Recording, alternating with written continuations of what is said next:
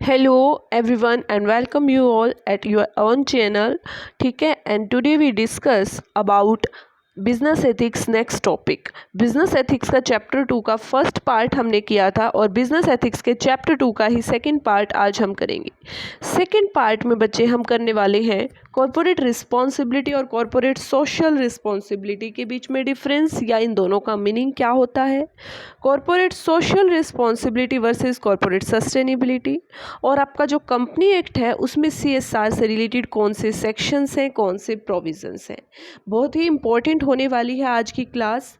और यहाँ से CSR से आपके एग्जाम में एक क्वेश्चन डायरेक्ट आ जाएगा। I will sure about this. Okay, so देखिए, पहली बात कॉरपोरेट रिस्पॉन्सिबिलिटी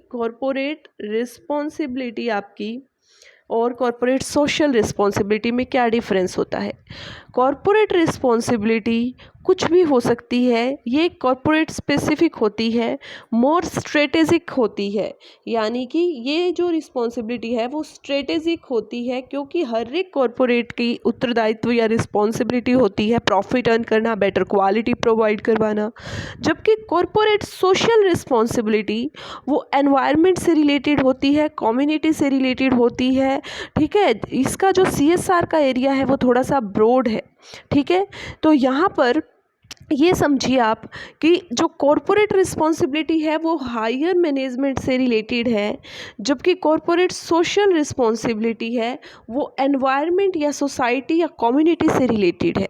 ठीक है, क्योंकि कॉरपोरेट सोशल रिस्पॉन्सिबिलिटी आपकी कॉरपोरेट रिस्पॉन्सिबिलिटी प्लस में एथिक्स मिलकर बनी है, एथिक्स के साथ मिलकर बनी है।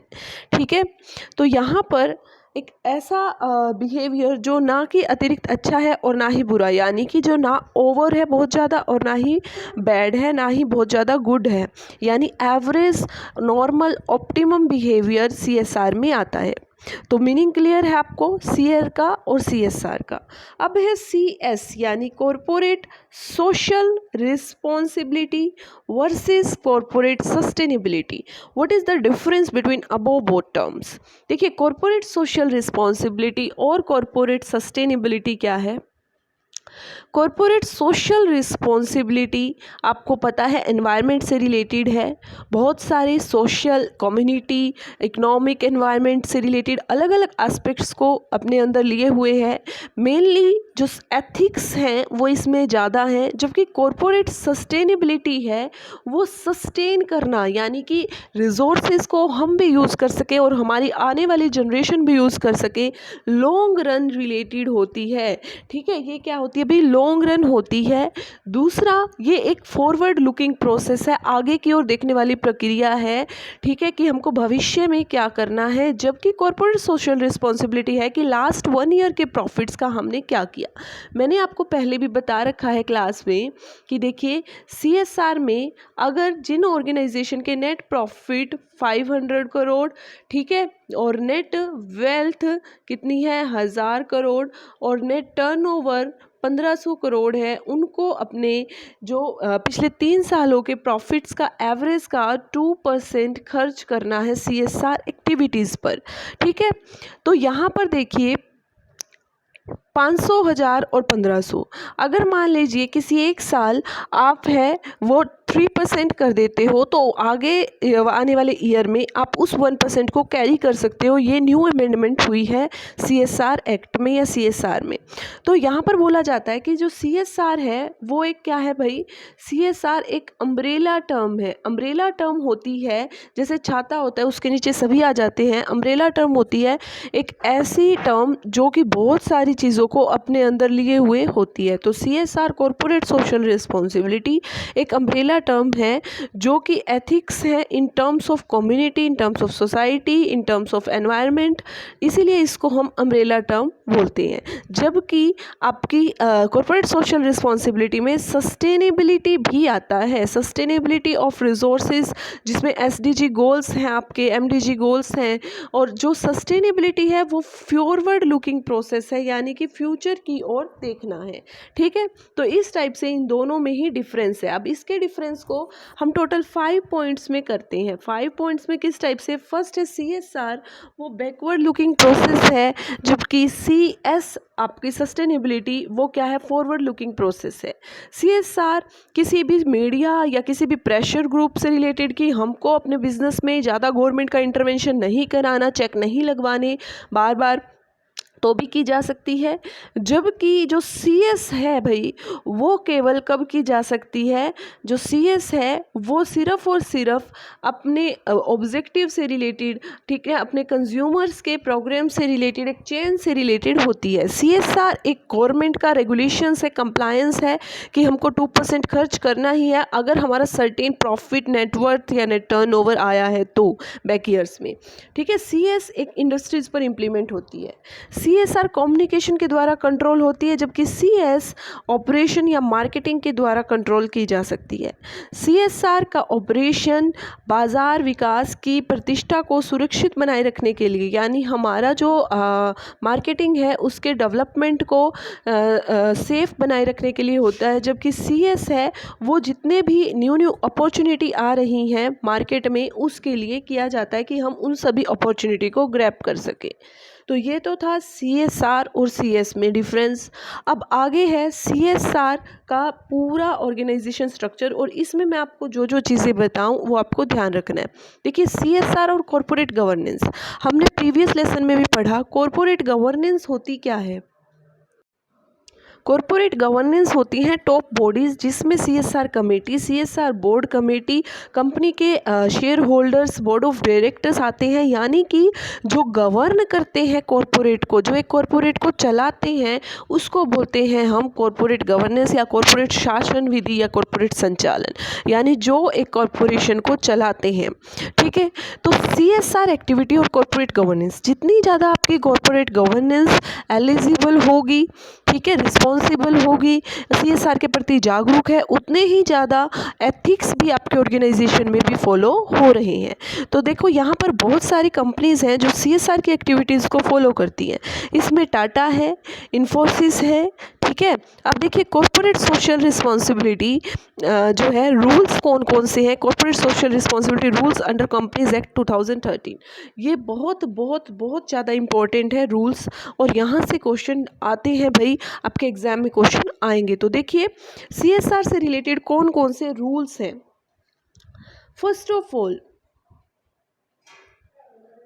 आपका जो CSR है वो कंपनी एक्ट 2013 में पूरे जो CSR को एक न्यू रूप दे दिया गया, ठीक है। इंडिया में ये कॉन्सेप्ट 2000 से फॉलो होनी स्टार्ट हो गई थी, लेकिन कंपनी एक्ट 2013 में इसको बिल्कुल पूर्ण रूप से चेंज कर दिया गया, और मिनिस्ट्री ऑफ कॉरपोरेट अफेयर्स ने हाल ही में इससे रिलेटेड शेड्यूल और सेक्शंस भी डिसाइड किए हैं। तो मिनिस्ट्री कौन सी है भाई इसके ऊपर? मिनिस्ट्री ऑफ कॉरपोरेट अफेयर्स, ठीक है। और इससे रिलेटेड जो सेक्शन है वो 135 है। शेड्यूल कौन सा है भाई? शेड्यूल 7 है। कॉर्पोरेट सोशल रिस्पॉन्सिबिलिटी से रिलेटेड शेड्यूल 7 है, सेक्शन 135 है, ठीक है। और यहाँ पर फर्स्ट है एप्लीकेबल। तो एप्लीकेबल किस किस पर है? जो अभी क्राइटेरिया आपको बताया, 500 करोड़ अगर नेट प्रॉफिट है, नेट वेल्थ 1000, और 1500 करोड़ अगर नेट टर्नओवर है फाइनेंशियल ईयर का, तो आपको 2% क्या करना पड़ेगा? CSR पर खर्च करना पड़ेगा। और जो बोर्ड है उसमें 3 या उससे ज़्यादा डायरेक्टर हो सकते हैं। बोर्ड में 3 या 3 से ज़्यादा जो डायरेक्टर हैं वो हो सकते हैं, ठीक है। फिर बात रही जो CSR है, क्या वो SME यानी कि जो स्मॉल एंटरप्राइजेज़ हैं उन पर भी लगता है या नहीं लगता, इम्प्लीमेंट होता है या नहीं लगता। और जो B2B यानी business to business consumers operations हैं, चाहे वो एनवायरनमेंट से रिलेटेड है, चाहे सोसाइटी से रिलेटेड है, स्टैंडर्ड्स हैं, उन पर भी इसके कंप्लायंस की मांग की गई थी, ठीक है। और 2014 में ये एक्ट है, इसको है वो लागू किया गया इन नियमों को।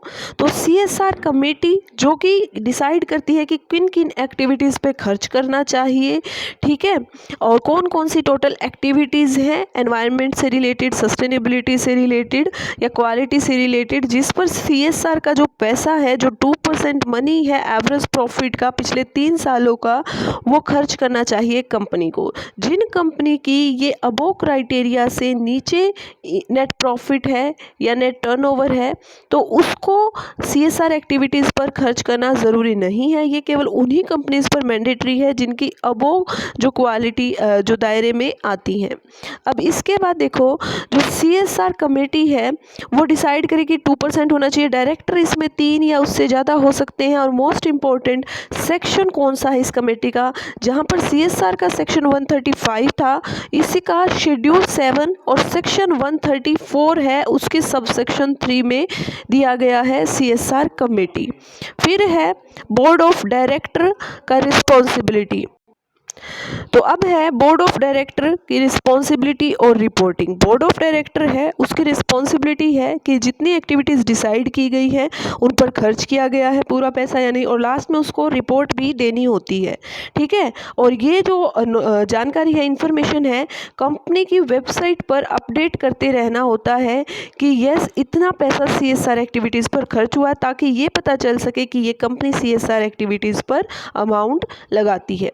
लास्ट है activities to be undertaken under CSR। तो CSR से रिलेटेड जो एक्टिविटीज़ हैं वो कौन कौन सी है, इसमें आपकी इरेडिकेटिंग हंगर यानी कि भूख है उसका उन्मूलन करना, इकोलॉजिकल बैलेंस करना, नेशनल हेरिटेज को प्रोटेक्ट करना, जो हमारी विरासत, जो हमारी नेशनल हेरिटेज हैं उनको प्रोटेक्ट करके रखना, benefit arm forces veterans, national recognise करना। ठीक है, इन सभी लोकल जो एक्टिविटीज़ हैं, ट्रस्ट की एक्टिविटीज़ हैं या गुड हैबिट्स हैं, गुड एक्टिविटीज़ हैं, इन सभी पर खर्च करना, ये सभी एक्टिविटीज़ आती है CSR के अंतर्गत कि एक कंपनी को जो 2% है वो इन सभी एक्टिविटीज़ पर खर्च करना होता है।